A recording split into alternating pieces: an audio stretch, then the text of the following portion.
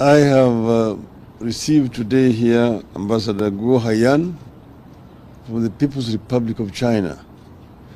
She's paid a courtesy call on me, just like other ambassadors have done.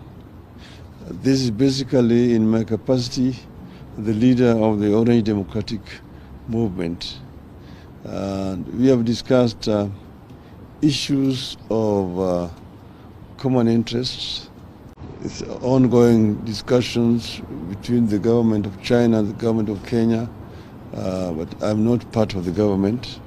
Therefore, I'm only concerned about mutual relationship between our two countries. So this is what we have discussed this afternoon. And the minister or the cabinet secretary for finance was also in attendance. Basically, that's all that I have to say.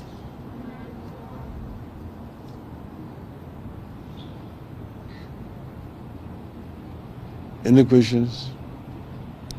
None. Thank you very much. Ladies and gentlemen, what can you learn from that clip?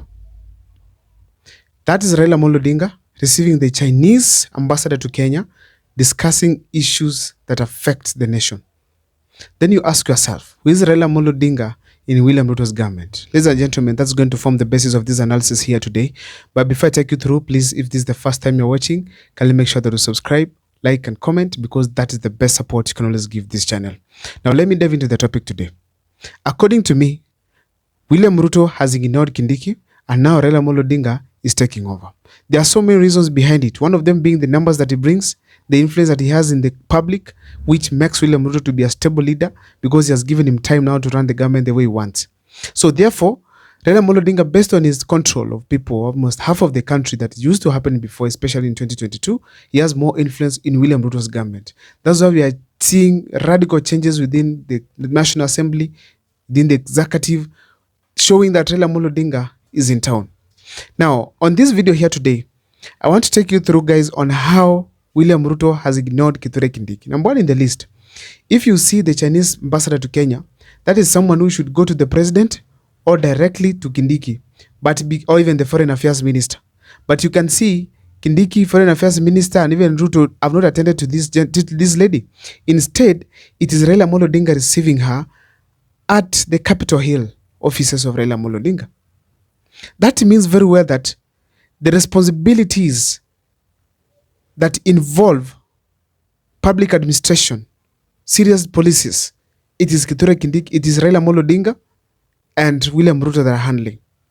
The reason why I'm saying that this meeting with the Chinese ambassador was significant, if you look at next to Raila was John Mbadi, present in the meeting, meaning they were discussing serious financial policies that are affecting the country, that Mbadi had to be present so that such knowledge, such information can be incorporated in various platforms of governance.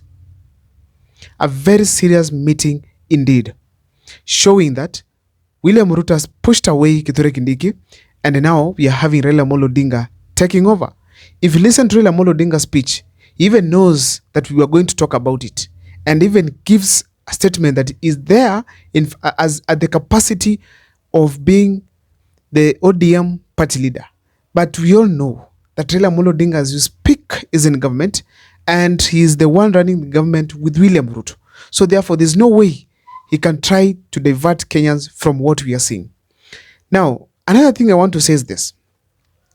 Not once, but several times, like thrice, where Raila Odinga and Kindiki have been present, and Kindiki welcomes Raila, then Raila welcomes Ruto. First, it was in Mombasa, when they were actually, Ruto was meeting with Raila Odinga. And they were supposed to launch their 10-point agenda, but Raila Odinga said he's going to consult his people.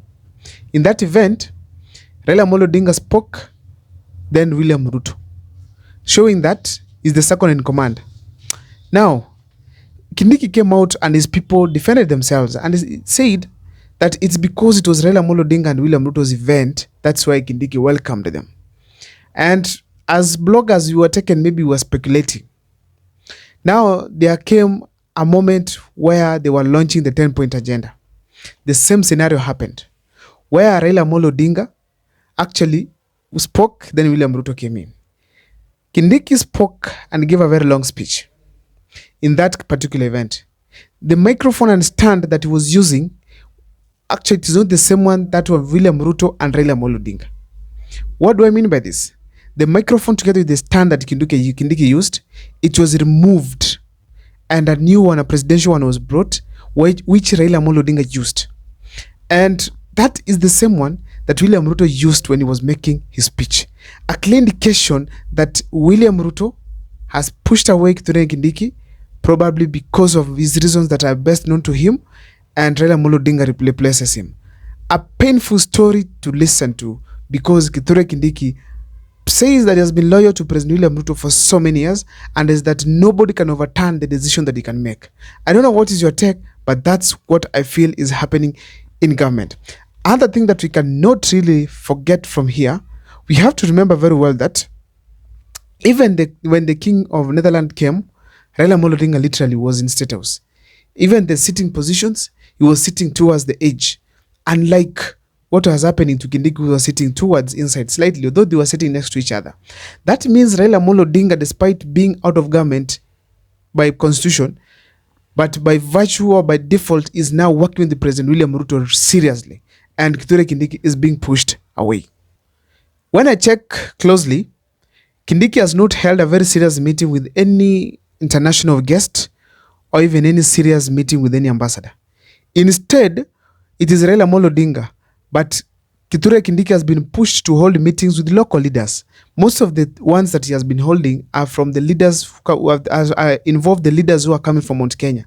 He had people from Embu, he had people from Nyandarua, and recently, because of the president's journey that is being waited for, he also held some with the Mount Kenya leaders generally, and particularly some with the governors in specific, that one that he leads. There's a certain committee that actually he chairs. So the fact remains that Kithure Kindiki has been pushed away and given local, maybe small duties, while Raila Odinga takes the administrative role of the deputy president. And actually many policies that are going to be made as we speak, they are all going to be geared towards Raila Odinga's interest. I am sure Kithure Kindiki is seeing all this, and something is ringing in his mind. The first thing I think that is ringing in his mind is that probably in 2027 he might not be the presidential running mate for William Ruto, and Raila Odinga might produce, or he might become as an individual the running mate.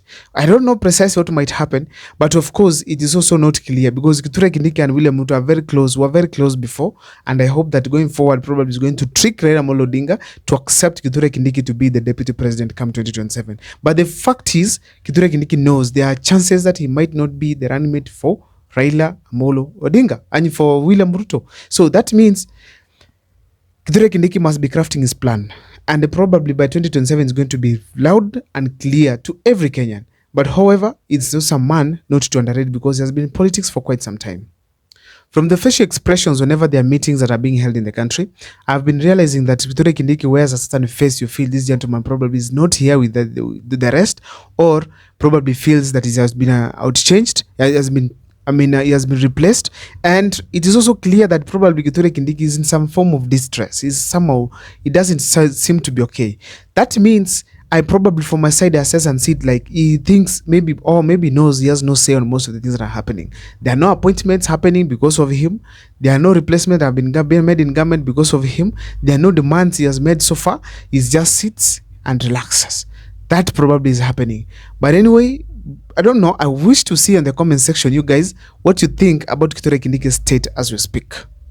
Thank you so much for watching. And of course, I want to thank you guys for taking me to 5,000 subscribers. We are now moving to 10,000. Please make sure that if you haven't subscribed, always subscribe. If you can share my videos, please share. If you can recommend to someone to watch my videos, I'll greatly appreciate. Thank you so much. My name is Abdul Mukwa. See you next time for more videos, and please keep following.